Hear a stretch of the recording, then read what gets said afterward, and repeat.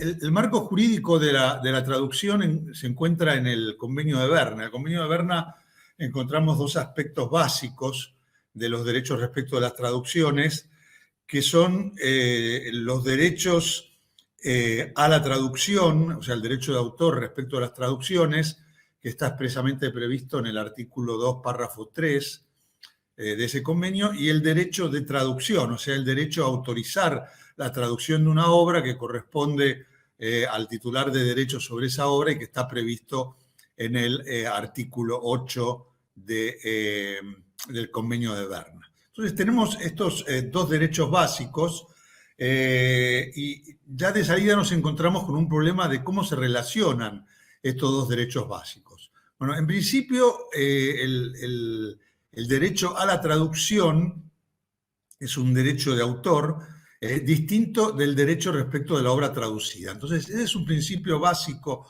de esta materia y es que tenemos dos conjuntos de derechos, el derecho sobre la obra traducida y el derecho sobre la traducción. El derecho sobre la traducción pertenece inicialmente al autor de la traducción, o sea, al traductor, sin prejuicio de que lo pueda ceder o transferir. El derecho de traducción es el derecho que tiene un autor de una obra a permitir o llevar a cabo por sí mismo la traducción de esa obra. ¿Qué sucede cuando se produce un conflicto entre estos dos derechos? ¿Qué sucede cuando alguien traduce una obra sin permiso del titular de derechos sobre esa obra? Bueno, la cuestión ha sido debatida en alguna medida en el derecho comparado, pero la posición predominante es que el derecho de traducción no anula el derecho a la traducción. O sea, quien realiza una traducción sin estar autorizado para ello puede impedir, como dueño de los derechos sobre esa traducción, que otras personas reproduzcan o exploten esa traducción. Pero a su vez no va a poder reproducirla o publicarla porque él, al no haberla realizado con la autorización del dueño de la obra traducida, estaría violando los derechos del autor de esa obra traducida. Entonces, tiene el derecho, podemos decir, a guardarla reservadamente para sí, pero no tiene el derecho a publicarla y tiene el derecho a impedir que otros utilicen esta traducción no autorizada. Fíjense que al haber un derecho a la traducción, que es un derecho diferente al derecho a la obra principal, se produce un juego bastante complejo de derechos cuando se quieren realizar actos relativos a una traducción. Una primera consecuencia de esta duplicación de derechos que existe respecto de las traducciones es que si alguien desea hacer una explotación, publicación, reproducción de la traducción, va a necesitar el permiso del dueño de los derechos respecto de la obra traducida y del dueño de los derechos sobre la traducción. Si el traductor retiene los derechos sobre la traducción, el dueño de los derechos sobre la obra principal no puede autorizar por sí mismo la publicación o reproducción de esa obra en su forma traducida.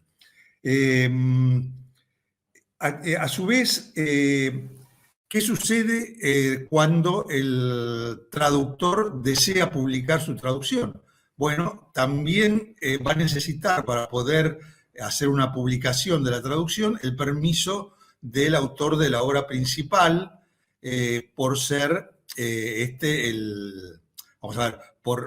por ser la reproducción de la traducción también una reproducción de la obra principal. Hay algunos casos interesantes derivados de esta superposición de derechos. Por ejemplo, ¿qué sucede cuando una obra entra en el dominio público antes que la traducción? Esto es bastante común porque si el autor de la obra principal fallece antes del autor de la traducción, la obra principal entrará en el dominio público pasado cierto número de años antes del momento en que entre en el dominio público la traducción. Bueno, en ese caso, la obra que entró en el dominio público puede ser traducida por cualquiera, porque han caducado todos los derechos sobre ella, pero el derecho sobre la traducción permanece. O sea, el hecho de que no existan ya derechos de autor respecto de la obra traducida no impida que siguen existiendo derechos de autor respecto de la traducción. E inclusive es posible traducir obras que en el momento de la traducción se encontraban ya en el dominio público. Entonces, en ese caso, la obra que estaba en el dominio público sigue estando en el dominio público, cualquiera la puede explotar, cualquiera la puede traducir. Lo que no se puede hacer es utilizar la traducción que todavía se encuentra bajo derechos de autor. Bueno, esas son algunas de las consecuencias básicas de esta superposición de derechos que implica el carácter derivado de las traducciones. Una particularidad o característica de las traducciones es que están protegidas por derecho de autor justamente porque reúnen las características comunes de todas las obras intelectuales. Entonces, significa que para que exista una traducción traducida, tiene que haber un nivel de originalidad y de creatividad propia de las obras protegidas. Entonces, un problema que uno se plantea es cómo se plantea o cómo se mide o cómo se determina esta creatividad, que es un requisito de todas las obras intelectuales protegidas, en el caso de la traducción. Bueno, en este aspecto, en el derecho comparado, encontramos varias posiciones. Hay alguna posición restrictiva que dice que no todas las traducciones están protegidas, sino que tienen que ser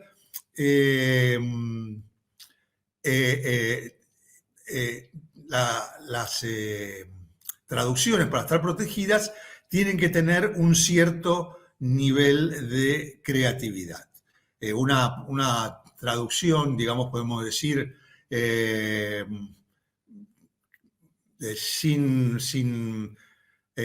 no requiera un esfuerzo intelectual importante de parte del traductor, no sería una traducción protegida. Bueno, esta posición en general no es aceptada en el derecho comparado. Se entiende que el hecho de la traducción en sí implica una creatividad intelectual que permite la protección de la obra.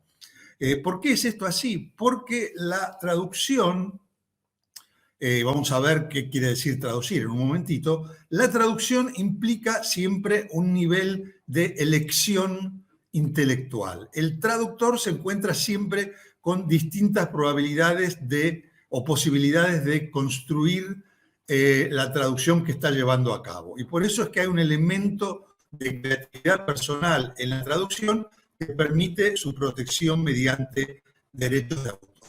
¿En qué casos no existiría una protección mediante derechos de autor de la traducción? Bueno, un caso que se considera excluido es cuando se traduce simplemente una palabra. Un diccionario sí está protegido, pero la mera traducción de una palabra se considera que no es una actividad creativa, sino que es una actividad que está determinada simplemente por el contenido de los dos idiomas mediante los cuales se traduce esta palabra. Fíjense que esto no es un tema de mérito, de esfuerzo o de costo. Traducir una palabra a veces es un esfuerzo intelectual muy grande, encontrar cuál es el equivalente en otro idioma o el parecido en otro idioma, etc. Bueno, sin embargo, se considera que es una actividad distinta a la actividad propia de un autor, que es la que sí encontramos en la traducción. Y este problema de que cuando tenemos una unidad muy pequeña que se traduce, no existiría la creatividad propia del derecho de autor, se manifiesta también cuando son simplemente traducciones de frases sencillas, ¿no? Entonces, si son traducciones de frases sencillas, se entiende que tampoco hay derecho de autor sobre esas traducciones. Ahora, cuando ya vamos a oraciones más complejas o oraciones que requieren cierta creatividad en cuanto a la posibilidad de elecciones por parte del traductor, ahí sí ya se encuentra un derecho de autor sobre las traducciones. Un ejemplo muy interesante, un poco tétrico, pero que es ilustrativo, es un caso que existe en el derecho comparado de la traducción de lápidas de cementerios. O sea, alguien va a un cementerio, ustedes saben que a veces hay cierto nivel de creación literario en estas frases que se colocan en las lápidas en los cementerios. Bueno, alguien va a un cementerio y traduce estas lápidas. Bueno, obviamente son frases cortas, pero como traducir cada una de estas oraciones implica un cierto nivel de creatividad, de elección, se consideró que esto era suficiente para que hubiera una traducción protegida.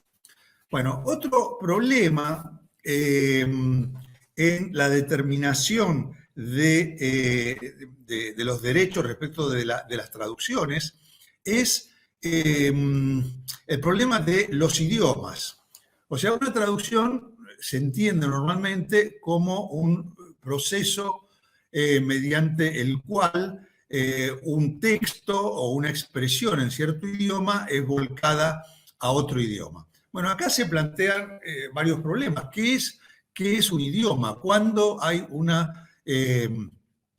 se pasa de un idioma a otro? Bueno, el primer problema que se suscita en estos casos es qué sucede cuando la traducción es muy creativa, y de esto hay varios casos. Hay un caso famoso, que es el caso de las Rubaiyats de Omar Khayyam, ¿no? Entonces, las Rubaiyats de Omar Khayyam fueron traducidas al inglés por un autor que se llamaba Edward Fitzgerald. Y claro, es muy difícil determinar en qué medida esta traducción, esta versión al inglés es una obra nueva o una traducción, porque para eso uno tendría que ver el original y entender el original. Entonces, ¿quién está capacitado a determinar que una obra realmente refleja el significado de una obra escrita en una variante antigua del persa al inglés? O sea, cuando hay, bueno, respecto a esta versión al inglés, se dicen, miren, esta es tan buena, el inglés suena tan bien que deja dudas respecto de que sea una traducción, porque es poco creíble que uno puede traducir una poesía y que suene tan poética en el idioma en el cual se ha escrito. Entonces, el problema es, ¿cómo distinguir cuando algo es una traducción de cuando algo es una adaptación o inclusive una obra nueva inspirada, con lo cual creará el problema de saber si se violan los derechos respecto a la obra que sirve de inspiración? Entonces, como decía, cuando algo es una traducción y cuando es una obra ya nueva, simplemente inspirada en una obra anterior. Bueno, el criterio básicamente es que se preserve el significado, lo cual no es algo fácil de determinar en casos concretos, pero lo que es interesante quizás en este contexto es ver que hay un límite, ¿no? O sea, hay un límite conceptual entre lo que es inspirarse en una obra y llevarla a otro idioma y tratar de reproducir el significado de la obra original, que es lo característico de la traducción. Otro problema también cuando uno quiere saber si estamos ante una traducción o ante otro tipo de trabajo intelectual es qué es lo que sucede cuando pasamos respecto de variantes del mismo idioma. Esto se plantea particularmente en el castellano. Ustedes saben que en el castellano tenemos variantes, todos los entendemos muy bien, porque si no esta conferencia sería imposible, pero sí tenemos variantes. Y curiosamente algunas de estas variantes, las más intensas, no están pasando de un país al otro, sino dentro de un mismo país. Y acá hay dos ejemplos clásicos. Uno es el Mio Cid, ¿no? Entonces el Mio Cid está escrito en castellano antiguo. ¿Qué pasa cuando se pasa? Y hay muchas versiones de esto. ¿Qué pasa cuando del castellano antiguo se pasa al castellano moderno? Bueno, eso sería equivalente a una traducción. ¿Por qué decimos que eso es una traducción, aunque en realidad estamos ante dos variantes del castellano? Bueno, porque hay un suficiente grado de dificultad para entender la versión original que permite que la versión en castellano antiguo haga accesible el significado de la versión original a una cantidad importante de personas. Ahora uno dice, bueno, ¿dónde está el límite de eso? Cuando yo cambio algunas palabras, etcétera, eso también constituye una traducción. Bueno, fíjense, en el caso hay otro ejemplo, que sería quizá el ejemplo opuesto, que es el Martín Fierro, que es la obra clásica de la literatura gauchesca argentina. Bueno, el Martín Fierro presenta ciertas dificultades para un lector moderno, pero en general un lector moderno, al menos un lector argentino, lo puede leer. Si yo actualizo algunas palabras, ¿eso lo convierte en una traducción? Bueno, uno diría que no. Ahora, si yo llego a un momento que, por ejemplo, porque el libro lo quiero adaptar no para un lector argentino, sino, digamos, para un lector español, cambio una cantidad importante de palabras del texto original, ya se puede decir que es una traducción. ¿Dónde está el límite exacto? Bueno, no hay un límite exacto, ¿no? Claramente, en el caso del mío Cid, o otro ejemplo que se da en inglés, es una traducción de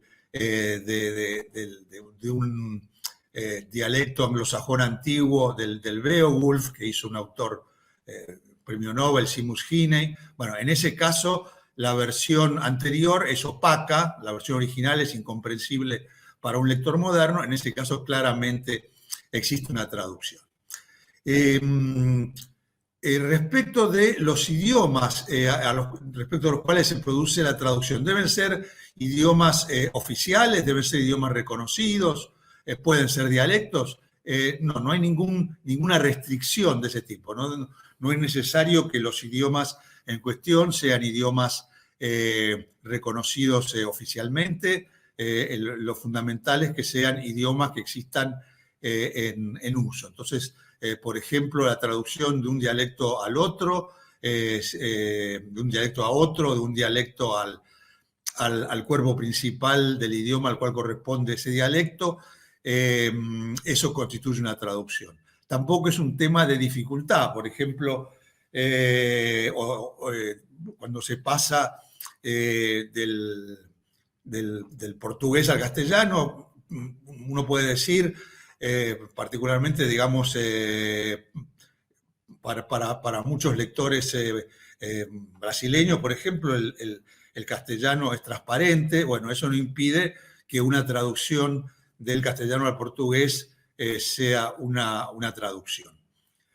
Eso entonces es un pequeño panorama respecto del problema de la identificación de los idiomas en las traducciones. Hay otro problema que quería tratar, porque es muy interesante en la actualidad, que es el tema de las traducciones efectuadas utilizando computadoras. Esto obviamente hoy en día es el pan nuestro de cada día, se utilizan mucho las computadoras y hay dos situaciones distintas que hay que diferenciar para ver cuáles son los problemas jurídicos que se plantean. Una son las traducciones efectuadas con ayuda de computadoras y otras son las traducciones efectuadas mediante computadoras. En el caso de las traducciones efectuadas con ayuda de computadoras, lo cual es muy común, por ejemplo, uno está sentado haciendo una traducción y busca con la computadora qué versión nos dan de determinadas palabras. Bueno, en ese caso no hay la menor duda que el traductor y el que tiene el derecho sobre la obra es la persona que está utilizando la computadora. No es muy distinto en ese caso la situación que existe cuando uno tiene un diccionario. Igual que la persona que escribe un diccionario y que ese diccionario es utilizado, no tiene ningún derecho respecto de la traducción, tampoco la persona que proporciona los elementos informáticos que ayudan a la tarea del traductor tiene ningún derecho respecto de esa traducción. Ahora, más complicado es el caso cuando uno tiene eh, una traducción efectuada directamente por una computadora. Acá hay varias posibilidades. Una es decir, bueno, en ese caso no hay ninguna creatividad porque directamente el trabajo lo realiza una computadora, entonces esto demuestra que es un trabajo mecánico y respecto del cual no existe ningún nivel de creatividad y no existe, por lo tanto, una obra protegida. Bueno, esto generalmente no es así por varios motivos. En primer lugar, porque estas traducciones generalmente son bastante defectuosas y es necesario efectuarle una revisión o corrección o modificación. Entonces, en ese caso, claramente el autor es el que lleva a cabo la última versión, modificando o corrigiendo la versión que surge directamente de la computadora. En segundo lugar, hay otro nivel de elección, que es que existen distintos programas. Entonces, el que maneja la traducción, el que ordena al programa llevar a cabo la traducción de cierto texto, está realizando una elección y dirigiendo cómo se efectuará en definitiva la traducción. Entonces, en ese caso, tengo una persona que es calificable como autor porque es el que realiza la elección de cuál será en definitiva, el texto final de la traducción.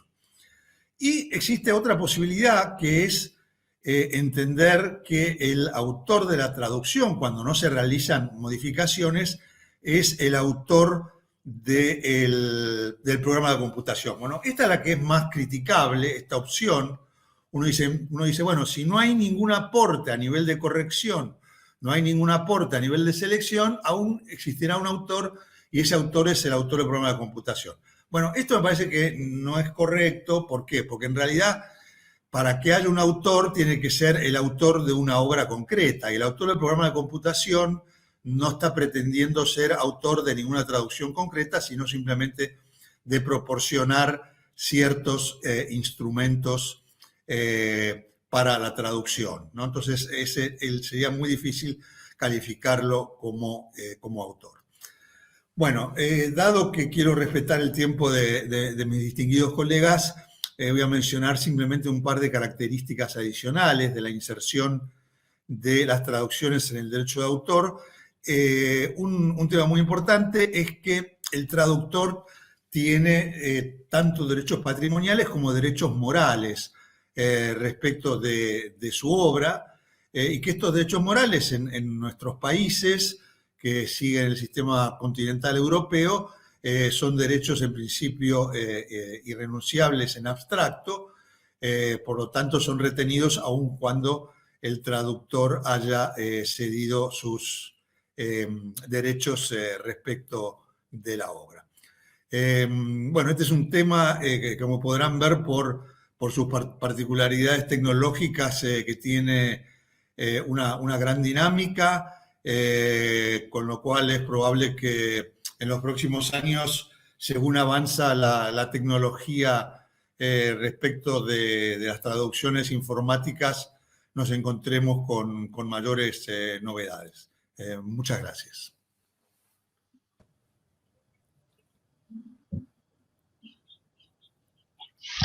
Hola, ¿qué tal? Buenos días. Hola, buenos días a todos, doctor Cabanellas, mucho gusto. Igualmente. Buenos días. Pues a nombre del Foro Internacional de Autores, por mi parte, que es una organización internacional que sin fines de lucro representa casi 1 millón de autores de los 5 continentes, quiero agradecer la invitación de la Dirección Nacional del Derecho de Autor de Colombia y a la Cámara del Libro por esta invitación, pero sobre todo por la oportunidad que nos dan de contribuir y junto con Mateo y la ACTI, llevar este conversatorio a modo de hacer conciencia sobre la necesidad de sentarnos juntos a revisar los modelos de contratos que tradicionalmente se suscribían y que en muchos aspectos ya resultan obsoletos.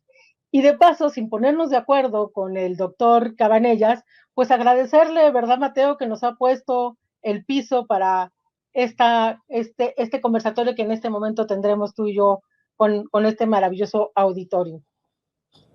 Desde luego, Fernanda. Bueno, yo también quiero agradecer a la Dirección Nacional de Derecho de Autor, a su directora general, doctora Carolina Romero, a la Cámara Colombiana del Libro y sobre todo, pues a todos ustedes que vinieron aquí a escucharnos esta mañana. Entonces, yo sí quisiera referirme a las grandes discrepancias que existen entre lo que dice nuestro marco jurídico colombiano en materia del derecho de autor de nosotros los traductores y los contratos que suscribimos en el mundo real. Me parece que esto se debe un poco a que nuestras leyes son un poco obsoletas. Particularmente me refiero a la Ley 23 de 1982, pero desde luego sin descuidar otras piezas legales como la Decisión Andina 351 de 1993, la Ley 44 de 1993, la Ley 1450 de 2011 y ya citada por el doctor Cabanellas, el Convenio de Berna para la protección de las obras literarias y artísticas, aprobado en Colombia mediante la Ley 33 de 1987. Entonces, quisiera decir que esa Ley 23, que en principio reconoce nuestra condición de autores a los traductores, es decir, que nos reconoce nuestra condición de titulares de derechos, tanto morales como patrimoniales, en la práctica se ve burlada por los contratos que se suscriben entre editores y traductores. El primer punto al que me quiero referir, Fernanda y público asistente, es el que tiene que ver con la duración de la cesión de los derechos patrimoniales. Se da el caso en Colombia, pues, de que al traductor se le imponga una cesión de derechos patrimoniales a perpetuidad. Yo quisiera que tú nos dieras tu concepto, Fernanda, acerca de esta cesión para siempre, por favor. Pues en realidad, en el caso del Foro Internacional de Autores, nosotros hemos trabajado por una declaración de 10 principios para contratos justos. Y este es uno de los temas que tiene pues estrecha relación con básicamente el primero de nuestros principios, y que es que los contratos no deben de durar para siempre. Es decir, ¿qué es lo que nosotros no queremos o deseamos que desaparezcan de los contratos? Pues los periodos de tiempos ilimitados, en donde los autores pierden el control absoluto y eterno de sus derechos. O bien, como dice Mateo, estas cláusulas, a veces muy poco claras, en donde hay renovaciones automáticas y donde los autores, en este caso los traductores, no pueden evaluar esta relación profesional que tienen con las editoriales y no pueden ni siquiera analizar otro tipo de propuestas que podrían ser mucho más atractivas para la explotación de sus derechos. Entonces, estoy totalmente de acuerdo con Mateo. Tiene que haber, digamos, lo deseable en esta nueva interés o en este nuevo deseo de corregir esas prácticas, pues tienen que haber límites temporales bien definidos en los contratos, y además tiene que haber una estipulación, una cláusula en donde se establezca de forma muy clara cuáles son los motivos por los cuales se puede dar la terminación de estos contratos. Y esto viene muy ligado a, bueno, a lo que, si estuvieron desde el inicio de este seminario, a lo que hablaba también la doctora Carolina, el tema de los usos digitales o cómo hemos ido adaptando el derecho de autor al entorno digital. Entonces, en el caso de los libros electrónicos, el concepto de edición agotada que tienen la mayoría de nuestras legislaciones, pues está más que superado, ¿no? Es decir, ya no podemos hablar de una edición agotada. Y por lo tanto es muy importante que los autores desde el inicio conozcan y entiendan lo que están firmando. Mientras tú me respondías, vi en los comentarios una pregunta de Maritza Adriana García sobre si nosotros podemos ceder o negociar nuestros derechos patrimoniales. Desde luego que sí, pero debería ser en condiciones ventajosas. Volviendo a esa ley 23 de 1982, el artículo 5 dice lo siguiente: son protegidas como obras independientes sin perjuicio de los derechos de autor sobre las obras originales y en cuanto representen una creación original a las traducciones, y ahí están, adaptaciones, arreglos musicales y demás transformaciones realizadas sobre una obra del dominio privado con autorización expresa del titular de la obra original. En este caso, será considerado como titular del derecho sobre la adaptación, traducción, transporte, etcétera, el que la ha realizado, y ojo que aquí está el veneno, salvo convenio en contrario. La realidad nos muestra que son las editoriales quienes cuentan con sus respectivos abogados, quienes suelen redactar los contratos de traducción, y por lo tanto el traductor suele estar en una situación de desventaja frente a la contraparte, que es la editorial. Entonces el contrato suele imponerle unas condiciones que en la mayoría de los casos no son las más ventajosas para quien traduce. Pero no solamente nos vemos obligados a hacer cesión en el tiempo, Fernanda y queridos amigos. Además, nos vemos obligados a hacer una cesión de derechos patrimoniales en lo que tiene que ver con el ámbito geográfico. Y esto también tiene sus más y sus menos. En el caso de Colombia, uno consideraría que, bueno, una traducción se puede negociar para Colombia únicamente o para todo el ámbito hispánico o para el mundo entero. Yo he visto personalmente contratos que definen el ámbito geográfico de la cesión de derechos como todo el universo, lo cual me parece absolutamente absurdo. ¿Qué opinas al respecto, Fernanda? Exacto, este es un tema que de lo que hemos conversado con Mateo y con la ACDI y con otras organizaciones de traductores que les preocupa mucho, este tema de las sesiones globales. En términos de la declaración de los 10 principios para contratos justos, el cuarto principio de nosotros dice que la persona a la que se cede un derecho debe utilizarlo. De lo contrario, este debería de revertirse o de regresarse al autor. ¿Qué quiere decir esto? ¿Qué no queremos? No queremos el famosísimo efecto bloqueo. Es decir, mediante, perdón, pero va a pasar un gato enfrente de la pantalla, el efecto bloqueo que mediante la cesión del derecho a un tercero, este lo conserve, lo explote o no lo explote, o bien que se niegue a restituir o a revertir este derecho en favor del autor cuando las ventas por la modalidad de explotación sean mínimas. ¿Qué sería lo deseable? ¿Qué es lo que proponemos?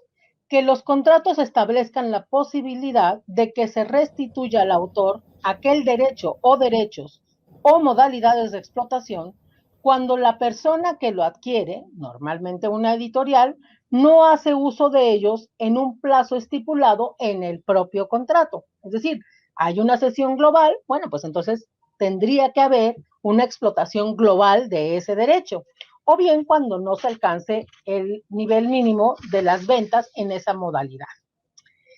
Y también muy en relación con la declaración, con el principio quinto.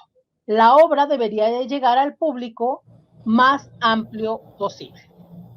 Como dice bien Mateo, se dan sesiones globales para todos los territorios. Entonces, podría suceder que al tratarse de una traducción en español de España a libreros de otras regiones, les resulte poco atractivo el libro para su mercado, muy a colación con lo que dijo el doctor Cabanellas, que a veces, hablando el mismo español, no entendemos algunas palabras, algunas frases, y entonces resulta inentendible la obra. De modo que el autor de la obra primigenia quedaría limitado en cuanto al público al que puede acceder con su obra. Yo vi en el caso de la ley colombiana que hay una posibilidad de solicitar una licencia de traducción, una licencia obligatoria, que es muy similar a la que contempla la ley mexicana y que tiene pues casos muy particulares. Sin embargo, los requisitos que establece la propia ley pues hacen muy difícil, si no inviable, la posibilidad de que esto suceda. A eso habría que agregar, como bien comentó Mateo, en el caso de Colombia se requiere la autorización del autor de la obra primigenia para poder hacer la traducción. Y yo digo que es una diferencia porque en el caso de México no se requiere la autorización para hacer la traducción, se requiere la autorización para hacer la explotación de esa traducción, ¿no? Son dos condiciones diferentes. Además, es común que en el derecho de traducción que este derecho de traducción se incluya desde el principio en la primera negociación que hace el autor de la obra primigenia. Por lo tanto, en muchos casos es la editorial la que tiene esos derechos y no el autor de la obra primigenia. Él no los conserva. De hecho, hace poco conversaba con una agente literaria acá de mi país que me dice que, pues, del 100% de sus prospectos de obras que pueden negociar las traducciones al extranjero, el 99% los derechos los tienen las editoriales y solamente el 1% lo tienen los autores de las obras primigenias. Entonces, ¿qué ya no debería de suceder? Pues que haya una falta de explotación de las obras en distintas modalidades, en territorios y en idiomas. ¿Qué proponemos? Pues que exista un compromiso por parte del editor de explotar la obra de los autores de la manera más amplia posible, así como de reconocer y recompensar a los autores por cada una de las formas de acceso a sus obras. En concreto, que los contratos establezcan plazos determinados en los formatos y si llegado el tiempo el editor no ha hecho uso de ese derecho, entonces que se revierta en favor del autor o del titular para que éste lo pueda negociar libremente con alguien más que estuviera interesado. Allá queremos llegar, Fernanda. Muchas gracias por tu excelente y sobre todo detallada respuesta. ¿Qué más queremos nosotros? Pues que nos lea el público, ¿no? Que nos lea el mayor número de lectores posibles, ojalá en todas las regiones del español, de este español que tiene tantas variantes nacionales y regionales como ya lo mencionó el doctor Cabanellas. Por este mismo afán de visibilidad es que nosotros los traductores también de unos 25, 30 años hacia acá, hemos insistido tanto en que el crédito de nuestro nombre, del crédito del traductor, aparezca en las carátulas. Poco a poco, muchas editoriales han venido haciendo el cambio, han venido reconociendo que determinados traductores reúnen los méritos suficientes como para que ese nombre en la carátula constituya un atractivo adicional del libro que ponen en venta, pero pues sobre todo porque eso para nosotros es un derecho absolutamente natural en la medida en que así como cuando uno entra a una tienda de música y puede escoger entre, si quiere, no sé, las variaciones Goldberg de Johann Sebastian Bach, pero las quiere interpretadas por Glenn Gould. En el caso de los traductores es exactamente lo mismo. Queremos que los lectores tengan la posibilidad de escoger la traducción que más les llame la atención. De modo que nos parece absurdo que haya editoriales que no incluyan el crédito del traductor en la carátula. Nos parece que es una manera de invisibilizarnos a nosotros y pues desafortunadamente el argumento que esgrimen no es de los más fuertes, que digamos, y suele ser el siguiente: nuestras colecciones tienen un diseño muy limpio y añadir el nombre del traductor arruina ese diseño. Eso nos parece que es un argumento inaceptable. Pero digamos que lo que está aquí de fondo de este problema que tenemos es el hecho de que los contratos que solemos firmar los traductores, no solo en Colombia, sino en la región, son contratos de obra por encargo, es decir, contratos de prestación de servicio, con lo cual, a pesar de que las leyes nos consideran y nos reconocen nuestra autoría, nuestra condición de creadores, en la práctica, para efectos de los contratos, para las editoriales únicamente somos unos proveedores de contenidos.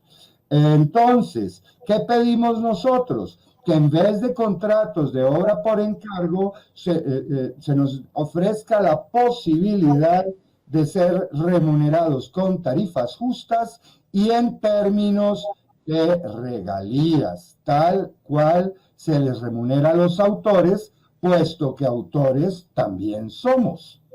María Fernanda, te cedo la palabra.